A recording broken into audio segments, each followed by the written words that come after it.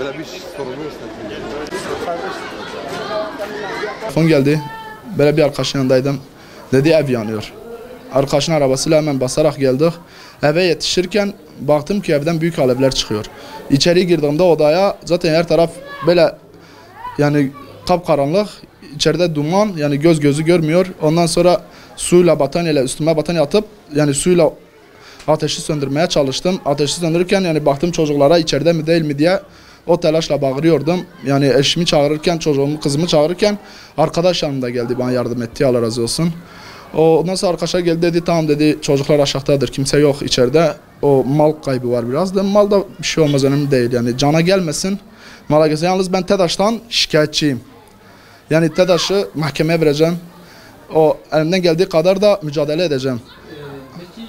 Yangının gerçekleşmesi, şimdi yukarıda 3 farz var. 3 farzın patlamasıyla, yani 380 volt. 380 voltun elektriğinin 3 farzdan bir kablonun kopmasıyla yukarıda damda çanağa atıyor.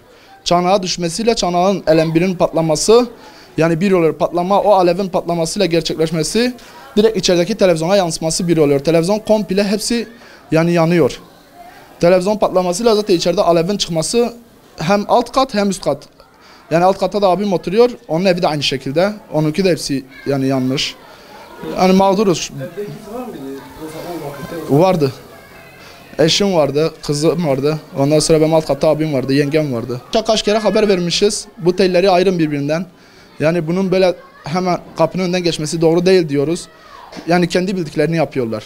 Hiç bizim muhataba bile almıyorlar. Yani ben bunun içinde onları ayrıyetten mahkemeye vereceğim. Yani bu bir suçtur. Hiç görülmemiş bir suçtur. Yani pencerenin önünde elektriğinin geçmesi. Yani hiç mantığa sığıyor mu bu?